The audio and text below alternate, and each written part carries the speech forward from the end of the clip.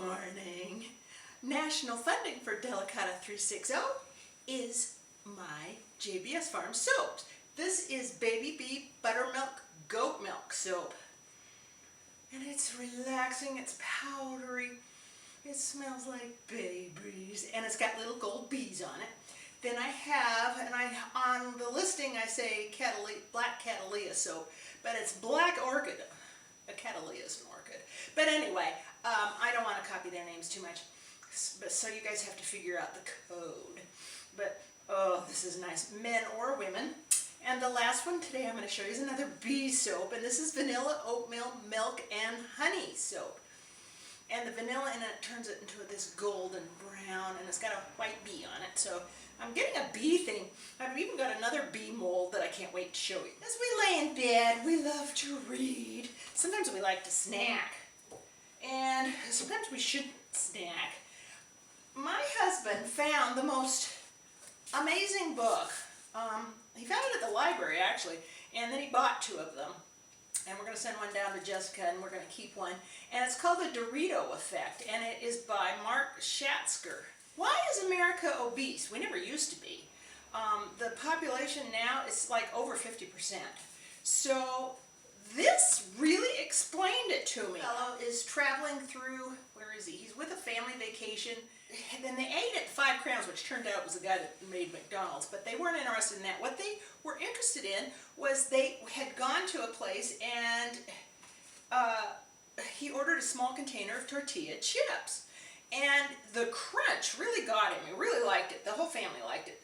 And the thing why they liked, the Fritos were already around. But the reason he liked the tortilla chips was because they were even crunchier. They're baked first and then fried, and so they're crunchier than the Fritos. He presented this idea to his other executives, and they were like, nah, you know, so on the side, without them knowing, he kept working on the tortilla chips. Well, they sounded Mexican, and that's what the other executives didn't really like. They didn't like the sound of it. So he named it Doritos, and he thought, let's make it taste like a taco. Boom! What a hit! So it sounded, Doritos sounds Mexican, but it didn't taste Mexican. That was before he got the taco flavor. So then as we taste it, we think of the flavor. And so, in an alternate world, which everyone's wearing flavor goggles. When they bite into foods that taste like tacos, cherries, grapes, or oranges, our brain thinks we're really eating tacos, cherries, grapes, and oranges. But we're actually tasting, and this is what the whole book's about, flavor chemicals.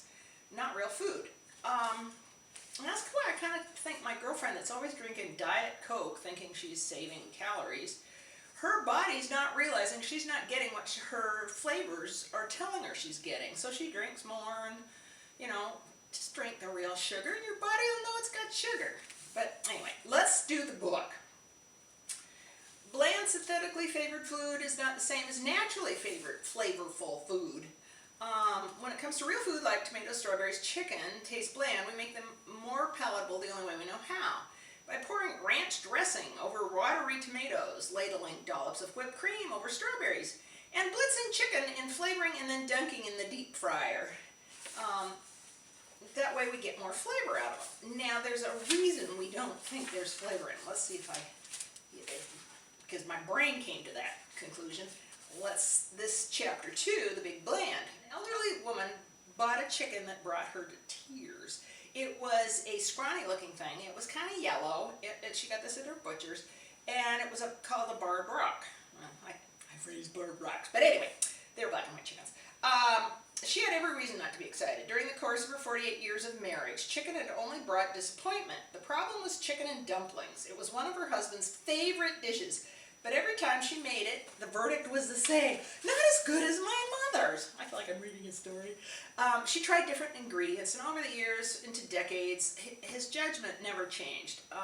Close to half a century of marriage, he was married, he was still missing his mother's chicken. And that's how it seemed, how it was going to be forever.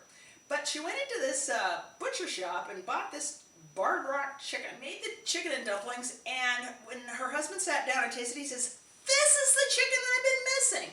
Now that chicken, being yellow fat stuff, means it was free range and outside and pecking at grass and sunshine and everything, and it developed flavors.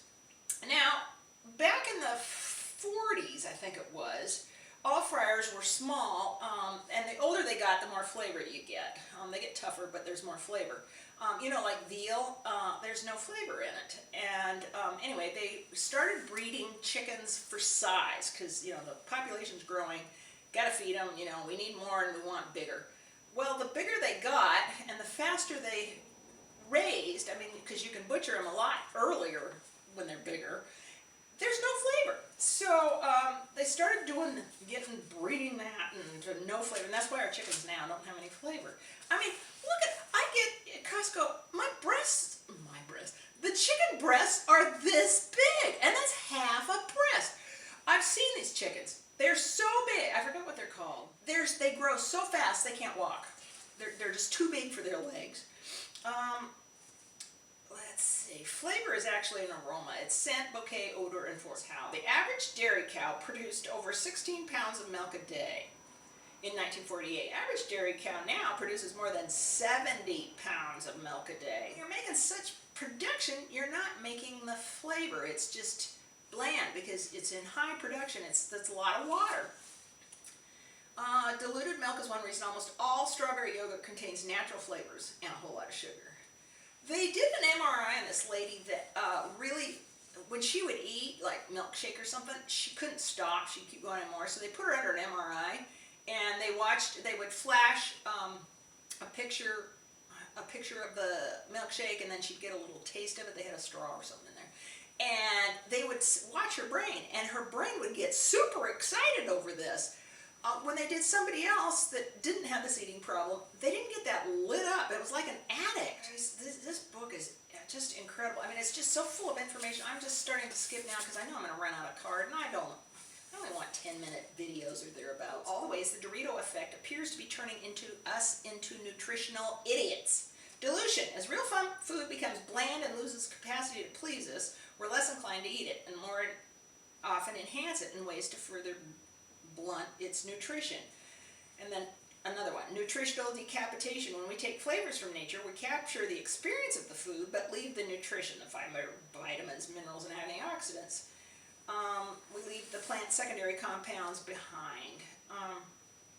False variety. We naturally crave a variety of food. In one nature's way, make sure we get a diverse diet. Fake flavors make food nutritionally very similar, seem more different than they actually are.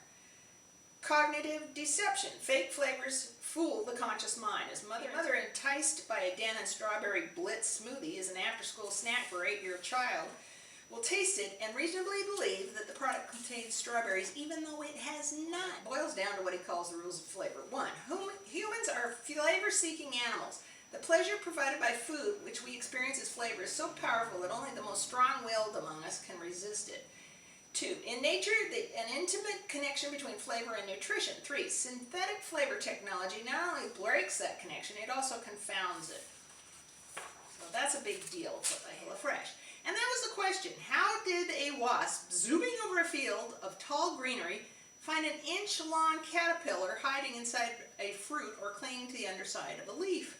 It couldn't hope to spot a caterpillar from a distance. It didn't have to check every plant.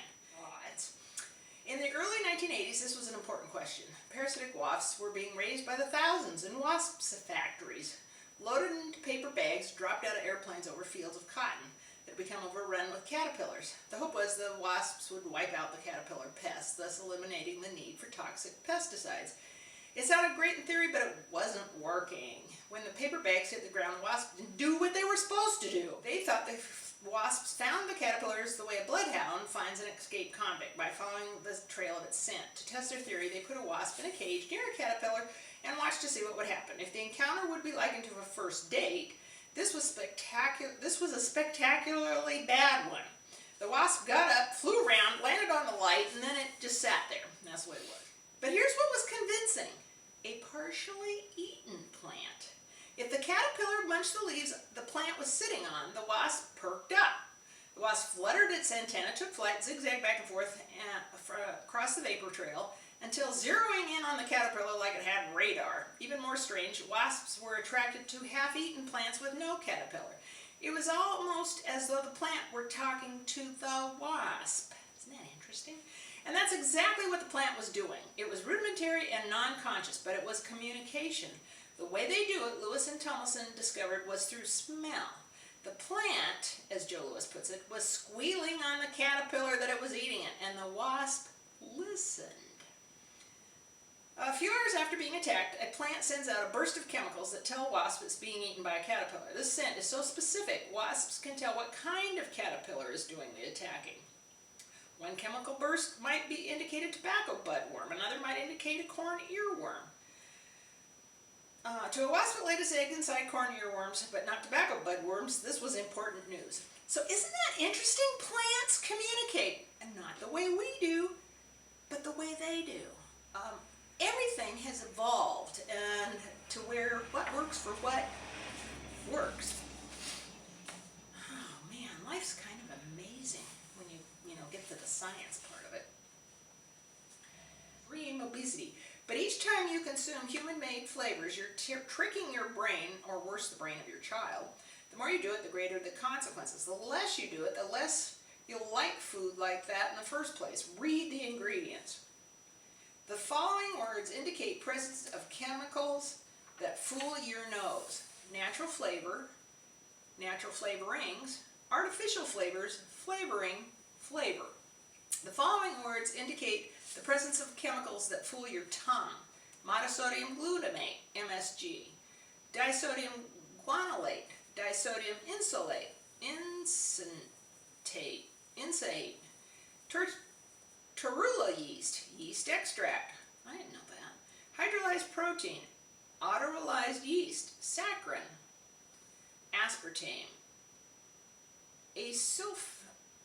Sulfame, sucralose, neotame, avantame, stevia. So this is it's an easy read, because as soon as he starts getting real scientific, he says, just bear with me, or, he doesn't talk down to you, I guess is what I like. And he explains how to make it work in your life. So anyway, it's a really good book. It explains so many things, and you're going to get mad when you go and look in your cupboard or go in the store. So meanwhile, JBS Farm and me totally appreciate you guys. These are fake smells, but you're not to eat them. Which is my favorite? Well, they're all different. This one feels baby relaxing. Oh, this one's kind of gourmand with the vanilla oatmeal and honey. And then the black orchid, or as listed in my Etsy shop, black Cattalya. Oh, they're really nice, and they make great gifts because everybody uses soap. In case you're allergic to scent, I have unfragranced. So thank you so much. Yeah, I can balance it. Thank you. So thank you so much for joining me and listening to all I had to read to you out of the book. Until next time, I'll see you later. Bye-bye.